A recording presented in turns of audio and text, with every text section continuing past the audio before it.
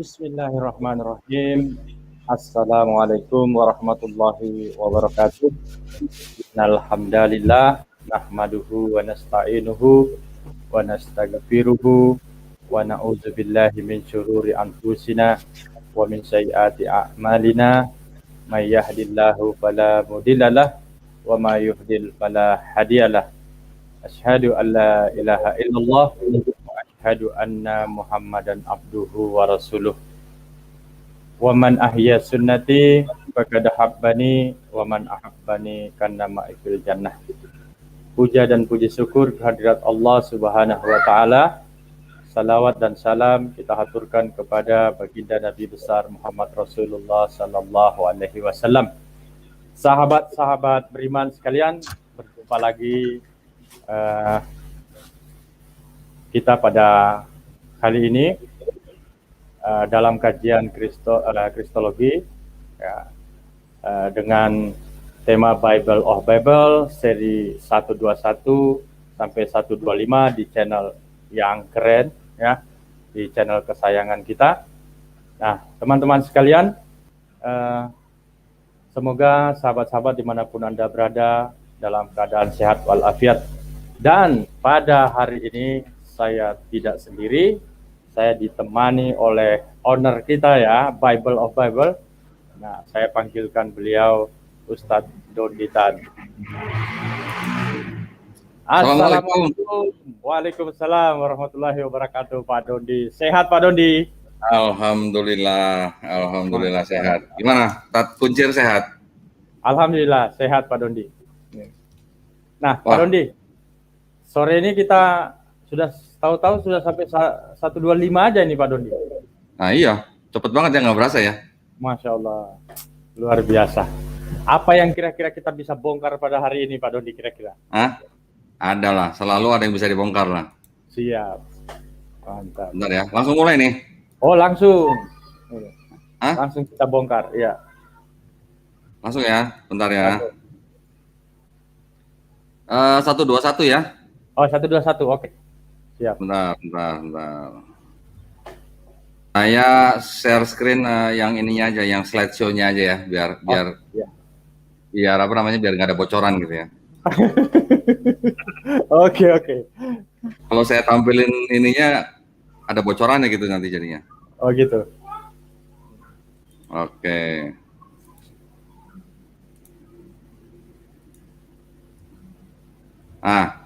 Ini ya, 121 ya?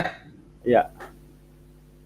Oke, 121 itu adalah menurut Bible, di mana Yahweh merubah nama Yakub menjadi Israel, ya. Iya.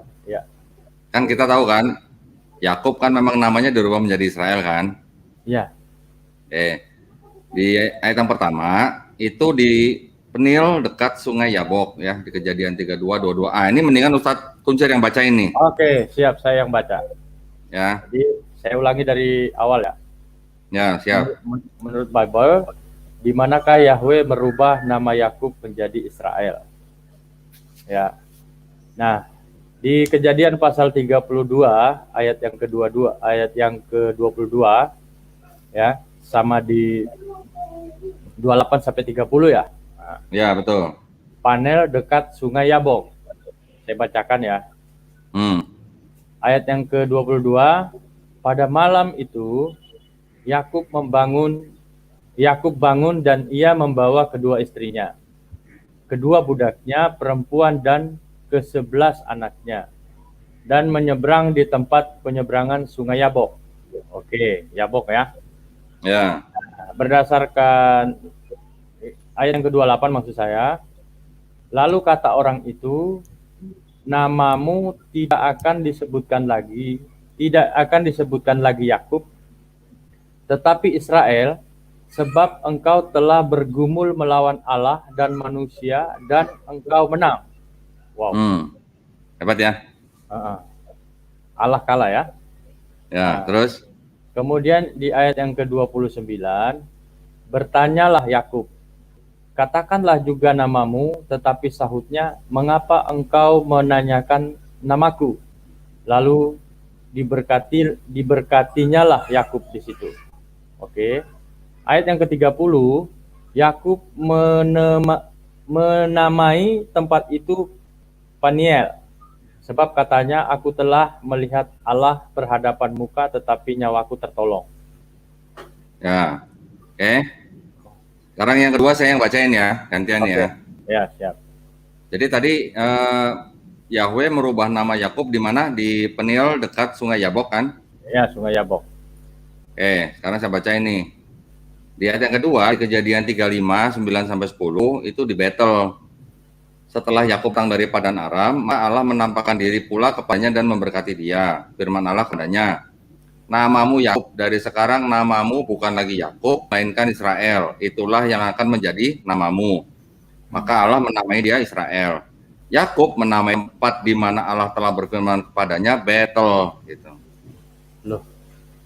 Kok loh? Apa mungkin dua namanya di satu tempat yang sama gitu? Hah? Menurut Aristo gimana? Ya, Panel dekat Sungai Yabok. Betel. Ya, kalau dari nama sih ya jelas berbeda. Jauh ya? Iya, jauh. Jauh kan? Oke. Jadi di Kejadian 32 Penil dekat Sungai Yabok. Di Kejadian 35 ternyata Betel gitu ya. Betul. Oke, sekarang nih itu kan ada kalimat yang saya tandain merah tuh. Iya, sebenarnya agak nggak tega juga saya baca yang merah itu. Enggak, maksudnya gini. Ya. Itu di Kejadian 32 ya. Itu namanya sudah dirubah kan jadi Israel kan? Ya, betul. Ya, ini di Kejadian 35 berarti kan udah setelah Kejadian 32 kan? Ya. Namanya dirubah lagi kan di Israel kan? Ya. Nah, sekarang perhatikan nih. Di Kejadian 46 ayat 2, berfirmanlah Allah kepada Israel dalam penglihatan waktu malam, Yakub, Yakub. Sahutnya, ya Tuhan. Gitu. Bukannya udah diganti jadi Israel ya? Kok jadi Yakub lagi? Loh, kok 4 Yahweh lagi tuh. Ini Yahweh lupa tuh. Waduh, kacau juga ya. Kalau diganti di dua ayat itu. Sudah jadi Israel. Nah iya, Yahwehnya lupa tuh gimana? Jadi mana yang salah ini kalau begini? Loh mungkin nggak salah, mungkin nggak salah. Cuman lupa aja, udah ganti nama dari Israel kok manggilnya Yakub gitu loh. Gitu ya. Gimana dong? Menurut Pak Dondi ini siapa yang berfirman ini? Nah, kalau di situ kan tulisnya berfirmanlah Allah, ya kan? Cuman lucunya kok udah diganti nama jadi Israel, udah 2 kali kan diganti nama kan? Di Kejadian 32 udah diganti jadi Israel, Kejadian 35 udah diganti lagi jadi Israel. Itu Kejadian 46 udah jauh loh, dari 35 ke 46 loh. Otomatis itu maksudnya lupa atau gimana? Ya. Atau yang nulis yang lupa? Kayaknya yang nulis ini sambil ngatur-ngatur kan. Kalau Yahweh kan nggak mungkin. Ya. Yahweh nggak mungkin lupa ya. Yang nulis yang lupa nih berarti. Yang nulis yang lupa. Berarti ya bisa disimpulkan ini bukan firman Tuhan kalau gitu. Nah, iya. Ya. Oke, lanjut. Nah, sekarang yang berikutnya 122. Menurut Bible, siapakah ayah Basmat? Ya, coba Tat Kuncir tolong bacain nih. Wah, ini kayaknya makin ke sana makin seru ini. Oke. Berdasarkan Kejadian pasal 26 ayat yang ke-34 ya. Ayah Basmat Elon, orang Het ya. Ketika Esau telah berumur 40 tahun, ia mengambil Yudit, anak Beri, orang Het, dan Basmat, anak Elon, orang Het, menjadi istrinya. Nah, bawahi Basmat, anak Elon, orang Het. Oke. Nah, sekarang di Kejadian pasal 36 ayat 2 sampai 3. Ayat yang keduanya, Esau mengambil perempuan Kanaan menjadi istrinya, yakni ada anak Elon orang Het. Anak Elon orang Het dan Oholibama anak-anak Zibon orang Hewi. Ayat yang ketiga, dan Basmat anak Ismail adik Nebayot. Basmat ada, tapi Basmat anak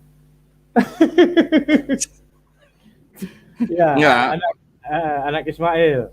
Nah, pertanyaannya gini, kalau yang di Ya, Kejadian 26:34, di situ kan disebutkan Esau telah berumur 40 tahun, ya kan? Ia ya, mengambil Yudit, anak Beri, orang Het, dan Basmat, anak Elon, orang Het, menjadi istrinya. Jadi artinya mengambil istri dua kan? iya betul. Yudit dan Basmat, ya kan? Iya, iya. Yudit anaknya Beri, orang Het, Basmat anaknya Elon, orang Het. Nah, di sini berarti kan Basmat anak Elon, orang Het, betul kan? Iya, Nah, di Kejadian 36-nya, ya, Esau mengambil perempuan-perempuan Kanaan menjadi istrinya, yaitu Ada, anak Elon orang Het, ya. Tadi yang anak Elon orang Het siapa? Basmat kan? Basmat. Nah, di sini namanya Ada, anak Elon orang Het. Dan Oholibama, anak-anak, anak Zibeon orang Hewi. Jadi, dan Basmat. Jadi ada tiga nih. Istrinya ada tiga nih. Ada, Oh, ya, Oholibama, dan Basmat. Nah, di sini Basmat disebutnya anak Ismail. Jadi yang benar, apakah Basmat itu sama dengan Ada? Basmat kan anak Ismail. Di sini di Kejadian 36 tulisnya kan Basmat anak Ismail. iya. Sedangkan di Kejadian 26 Basmat bilangnya anak Elon, orang Het gitu loh. Iya. Jadi anak siapa sebenarnya ini? Anak orang sih yang Basmat. jelas sih. Ya, cuman maksudnya orang siapa gitu loh, Pak Dondi. Ya. Yang kata, makanya nih kalau bukan masalah kan saya nggak tampilin. Oh Karena gitu di ya. Kejadian 26 ditulisnya Basmat anak Elon, sedangkan di Kejadian 36 Basmat itu adalah anak Ismail. Pertanyaannya, emang Ismail sama Elon itu sama gitu?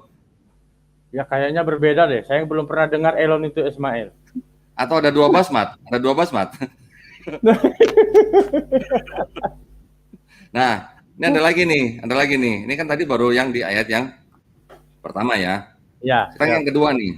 Kejadian 28 ayat 9. Sebab itu Oh, ia pergi kepada Ismail dan mengambil Mahalat menjadi istrinya di samping kedua istrinya yang telah ada. Mahalat adalah anak Abraham, anak Nebayot. Nah, anak Ismail itu Mahalat atau Basmat sebenarnya? Apa wah. jangan-jangan Mahalat itu dan Basmat sama? Bingung kan? Iya. Oke, Ya para pemirsa kayaknya nanti tidak boleh cek sama. di Bible ya. Oh, Ya, para pemirsa nanti boleh cek di Bible. Bisa ya dibaca harus ayat-ayat sebelum dan sesudahnya. harus Oke, dicek lanjut di ya. situ. Ya, lanjut.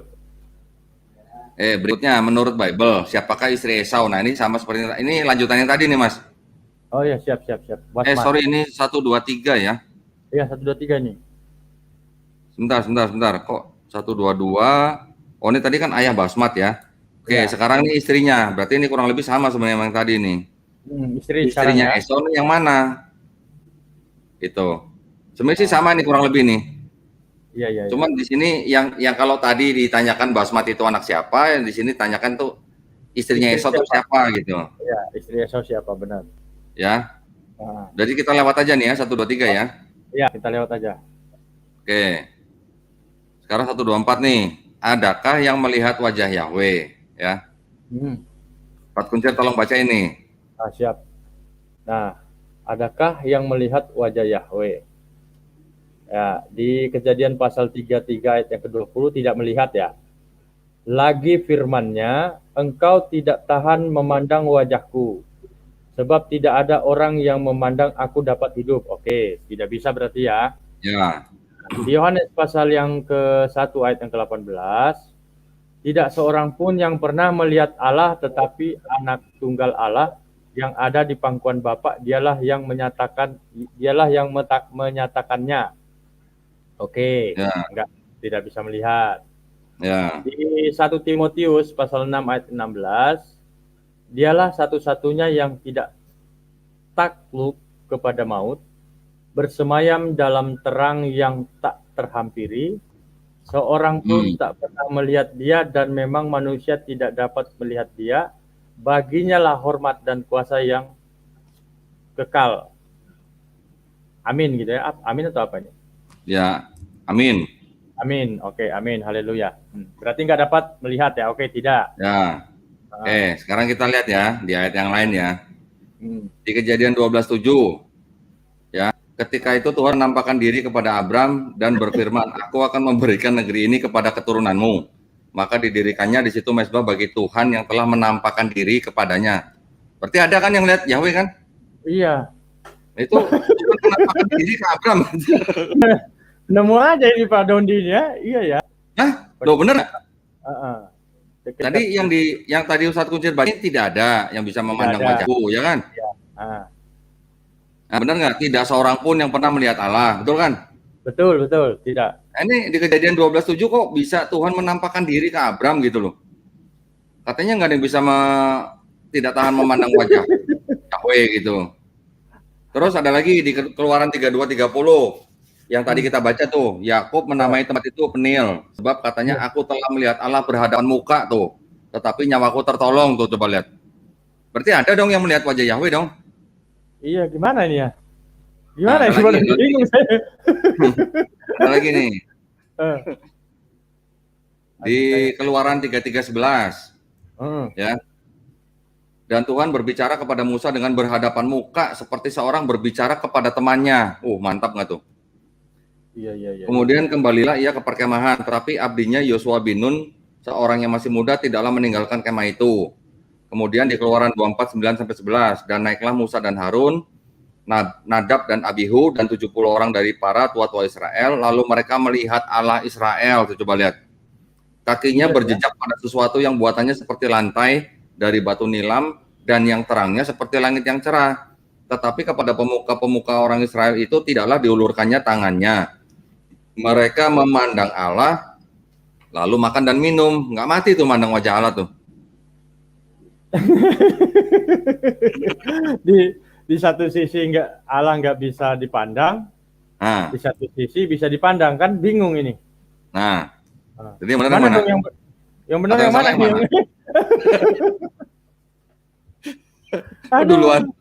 Duluan yang mana yang nanya yang mana yang salah? Oke? Iya, oke. Jangan adu-adu dong, biasa aja, ini kan kitabnya orang lain. Iya, cuman gini kan, maksudnya penting juga sih kita belajar kitab orang lain, ya kan? Ya. Apa ya, boleh dikatakan ya. Karena kan di teman-teman di sebelah juga kan seperti itu. Nggak, tapi ngomong-ngomong dulu, Ustadz Kuncir malu percaya sama kitab yang begini? Dulu sih enggak, saya dulu. Oh, dulu enggak ya? Nggak tahu ya? Nggak tahu, dan saya apa ya, kalau kita GBI itu kan lebih sering nyanyi rohani aja kita kan dulu. Oh iya, nggak pernah dijejerin begini ya? Nggak pernah dijejerin gini ayat-ayatnya ya? Nggak pernah, pendeta aja yang mewartakan aja dari atas mimbar kan? Oh ya, kalau pendeta kan pilih-pilih, dia kebanding-bandingin. Oh gitu. Iya, masa ada pendeta bacain ayat bandingin begini, dijejerin begini? Wah, kalau gitu jemaat pulanglah. Kalau dijejerin begini pada pulang lah. Iya. Gimana? Ya, mestinya begini kan, diginiin, jadi suruh tanya kan jemaat satu-satu ya. Ya. Gitu. Oke, lanjut. Oke, lanjut. Yang ke-25 terakhir nih. Ya, terakhir. Menurut Bible, bolehkah menikah beda agama? Ya. Coba Ustadz Kuncir baca ini, Kejadian. Keren ini ya. Beda agama. Tidak boleh. Di Kejadian pasal 34 ayat 14 sampai 15. Yang ke-14-nya, berkatalah mereka kepada kedua orang itu, kami tidak dapat berbuat demikian, memberikan adik kami kepada seorang laki-laki yang tidak bersunat, sebab hal itu aib bagi kami. Oke, tidak boleh berarti. Yang ke-15, hanyalah dengan syarat ini kami dapat menyetujui permintaanmu. Kamu harus sama seperti kami, yaitu setiap laki-laki antara kamu harus disunat. Oke, tidak boleh. Nggak boleh ya? Nah, nggak boleh. Hah? Yakin? Iya, yakin. Ayat sih. Nah, ini ada lagi nih. Coba tolong terusin ya. Nah, ini. Oke, saya yang baca aja ya. Sebentar. Ya. Ini tambahannya. Bentar ya. Oke, nah ini di 1 Korintus 7, 12, 13. Kepada orang-orang lain aku bukan Tuhan, katakan, kalau ada seorang saudara beristrikan orang yang tidak beriman dan perempuan itu mau hidup bersama-sama dengannya, janganlah saudara itu menceraikan dia. Aduh. Berarti boleh nggak? Boleh dong. Hah? Iya. Ayat 13. Dan kalau ada seorang istri bersuamikan seorang yang tidak beriman dan laki-laki itu mau hidup bersama-sama dengan dia, janganlah ia menceraikan laki-laki itu.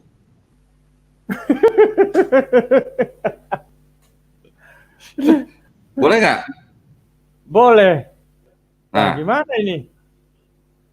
gimana dong? Waduh. Dulu ya, ntar saya perhatikan dulu ayatnya. Pakai dipikirin lagi. Seorang saudara beristrikan seorang yang tidak beriman dan perempuan itu mau hidup bersama-sama dengan dia, janganlah saudara itu menceraikan dia. Oke. Nah, Lah, ini gimana dong Pak Dondi ini? Boleh nggak atau tidak boleh? lo orang di Kejadian kan tidak boleh. Di 1 Korintus 7:12 boleh. Lah gimana? Ngambang ini Pak Dondi. Gitu. Bingung saya. Pusing. Iya. Oke. Wah, repot kalau begini nih. Tidak ada kepastian. Gimana, lanjut aja. Oke, lanjutlah. Bonus berarti ini. Bonus ya? Bonus dong. Oke, ini bonusnya nih kali ini adalah mengenai Urim dan Tumim ya. Di 1 Samuel 14:41 ya. Bisa bacain ya yang KJV ya. Ya. Therefore Saul said unto the Lord God of Israel, give a perfect lot. And Saul and Jonathan were taken, but the people escaped. Nah, coba situ ada kata-kata Urim dan Tumim nggak nih? Urim. Ya, Urim dan Tumim. Sebentar, saya tutup dulu ya. Saya tampilin yang di PowerPoint aja biar lebih enak saya kasih tandanya. Ya, oke. Oke, kelihatan ya. Ya, di sini nih. Ada nggak kata Urim dan Tumim? The Lord of Israel gave a God and nggak ada. Nggak ada. Oke, YRV sama YLT juga nggak ada ya. Nggak ada. Perhatikan yang bahasa Indonesia nih, yang BIS nih. Oke. Bahasa Indonesia sehari-hari nih. Kemudian berdoalah Saul, Tuhan Allah Israel, mengapa hari ini engkau tidak menjawab aku? Tuhan, jawablah aku melalui batu-batu yang suci ini. Jika kesalahan itu ada padaku atau pada Yonatan, jawab dengan batu Urim. Tetapi jika kesalahan itu ada pada umatmu Israel, jawablah dengan batu Tumim. Maka jawaban itu menunjuk kepada Yonatan dan Saul. Dengan demikian rakyat dinyatakan tidak bersalah. Itu Urim, ada Tumim ya? Iya, ada Urim sama Tumim. Oke. Terus yang di Indonesia yang Modern Bible. Saul berkata kepada Yahweh, Elohim Israel, tunjukkanlah yang tak bercela, maka terluputlah rakyat itu, kecuali Yonatan dan Saul. Nah, kita lihat lagi nih.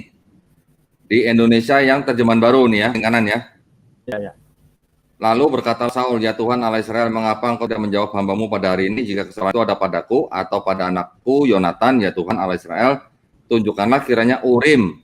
Tetapi jika kesalahan itu ada pada umatmu Israel, tunjukkanlah Tumim. Lalu didapati Yonatan dan Saul, tetapi rakyat itu terluput. Dari mana itu Urim dan Tumim tuh? Iya. KJV nggak ada ya? Nggak ada. KJV. Coba ya. Sebentar ya, saya pasti dulu ya. Siapa tahu saya salah nih. 1 Samuel 14:41 nih ya. 1 Samuel 14:41. 41. Nah ini.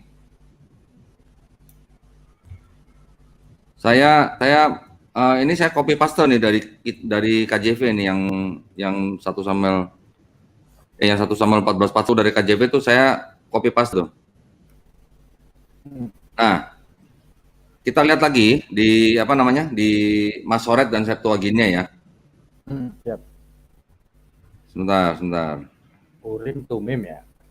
Nah, di bahasa Ibraninya dan bahasa Yunaninya ya, itu juga nggak ada kata Urim dan Tumim tuh nggak ada. Di originalnya ada ya Pak Dodi ya? Ada, iya. Nah, jadi dari sumber mana LAI menerjemahkan sebagaimana di atas gitu. Wah, anehnya, alur percakapan tersebut mengutip Septuaginta karena jika mengikuti aluran percakapan naskah Masoretik, seharusnya jauh lebih pendek gitu. Saul hanya berkata kepada Tuhan, demikianlah tunjukkanlah yang tidak ada bercela atau bab tamim gitu ya. Sekali Iya, iya, lagi, iya. Lembaga Alkitab Indonesia tidak memberikan penjelasan apapun mengenai hal ini. Gitu. Nah, ini yang kadang-kadang ya begitulah. Jadi kalau Iya, ditanya itu biasanya mereka itu akan jawabnya gini, kami lebih tahu menerjemahkan Bible kami gitu. Biasanya jawabnya begitu. iya. Apa sih? Dan kadang-kadang teman sebelah ini, ketika mestinya mereka bersyukur kepada kita ini para kristologi, kita menyampaikan ini kan memberi bukti, mestinya ini sebagai apa ya? Sebagai bahan pertimbangan, bukan kita mau ngajak mereka masuk Islam, enggak kan gitu. Tapi kan memang Ya, kitab suci mereka kan begini, jauh dari original teksnya, tidak seperti itu. Lalu dari mana kata ini mereka ambil? Ini kan eh, apa ya? Boleh dikatakan menyesatkan lah, kan begitu. Kan menyesatkan itu nggak boleh, seperti itu. ya. Iya ya, kalau nggak ada di original teksnya, KJV juga nggak ada. Nah, Lain dapat dari mana Pak Dodi? nggak, orang ditanya nggak ada penjelasannya gitu ya. Nih ya, saya bukain ini ya, saya bukain biblehub.com ya. Ya, Ini biar sama-sama yakin aja kita nih ya, jangan ya, ya. jangan nanti disangkain saya mengada-ngada nih. Siap, siap, siap, siap. Saya bukain biblehub.com nih. 1 Samuel 14:41 kan? Iya. Tuh ya, lihat ya. Kelihatan Oke, nggak? oke. Ya, siap. Nah, coba kita lihat di situ. Itu cuma tulisannya gitu. Wayomer Saul El Yahweh Elohe Yisrael Habah Tamim. Waili Wayil Laket Yonatan Wesaul Wahaam Yasau. Gak ada tulisan apa namanya Urim dan Tumim gitu. Wah, ini mestinya apa ya? Yang masih menjadikan referensi LI ini mestinya protes kalau saya. Kalau Nah, saya protes ini. sebentar ya. Nih, saya bukain lagi nih ya. Saya bukain lagi yang apa namanya? Coba kita buka di Sabda ya. Biar sama-sama puas, biar sama-sama puas. Saya juga sambil buka nih Pak Rudi. Nah, 1 Samuel 14:41.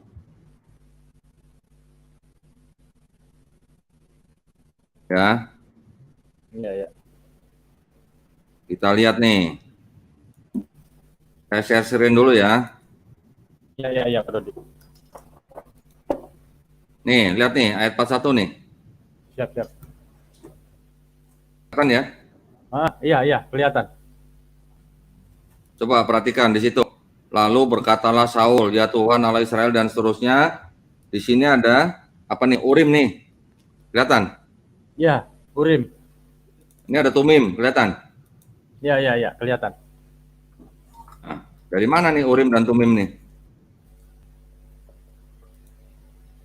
Nah, Iya, itu udah saya tunjukin ya. iya, iya, iya.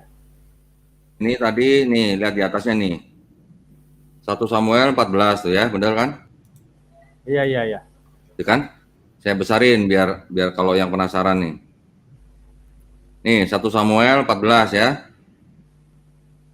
Saya turun ke bawah sampai ayat 41 nih. Nah, ini ayat 41 nih. Iya, Nah, iya. kelihatan kan? Lalu Nah, dari mana berkatalah, tuh? Dan tumimnya dari mana tuh? wah, iya, iya. Iya, benar, benar, benar Pak Dodi. Oke? Mau diobok-obok kayak apa juga tetap aja kayak gitu kan. Saya buka juga masalahnya di sini. Buka juga kan? Buka juga. Urim dan Nah, Tumim juga. itulah bonus dari Bible Bible kali ini ya. Sebelum saya sudahi, Ustadz Kuncir sudahi, saya tidak lupa ingin mengingatkan bagi para pemirsa yang ingin menyisihkan rezekinya untuk zakat, infak, sodako, bahkan wakaf, ya bisa menyalurkan ke rekening Bank Mandiri Syariah. Nomor rekeningnya kode bank 451 11 88 88 9995 atas nama Yayasan Pembina Mualaf at-Tauhid. Khusus untuk wakaf itu ada di tanah di daerah Jombang, Jawa Timur ya. Tepatnya di Desa Wonosalam ya. Wonosalam, Jombang, Jawa Timur, seluas 6 hektar dengan harga semeter perseginya itu Rp250.000. Silahkan bagi para pemirsa yang ingin memberikan wakaf. Nah, untuk bukti transfer bisa dikirim ke nomor 0812 3280 2080. Barakallah, semoga Allah Subhanahu wa taala membalas apa yang menjadi amal dan sedekah saudara-saudara semuanya. Amin ya. Silakan, Ustaz Kuncir. Oke, ya. Jadi sahabat beriman dimanapun Anda berada, itu kita sudah dengarkan tadi bagaimana kajian Bible of Bible. Jadi pertanyaannya dari kajian kita pada hari ini, mana yang salah? Ya, silakan para audiens yang bisa menjawab semua itu. Kira-kira seperti itu. Kami narasumber kesulitan untuk menjawab itu. Kira-kira seperti itu. Nah, teman-teman sekalian, dukung terus channel ini ya, dan channel yang berafiliasi juga, dan channel Kristologi lainnya. Dukung perjuangan dakwah kami dengan cara like, share, dan subscribe agar teman-teman bisa mendapat juga notifikasi dari kajian-kajian yang setiap hari kami suguhkan kepada para pemirsa sekalian. Nah, teman-teman sekalian, sampai di sini dulu perjumpaan kita pada sore hari ini. Yang benar itu datang daripada Allah, yang tidak benar itu datang dari diri dan kekurangan kami pribadi. Wallahu alam bisawab, wabillahi taufiq wal hidayah. Wassalamualaikum warahmatullahi wabarakatuh.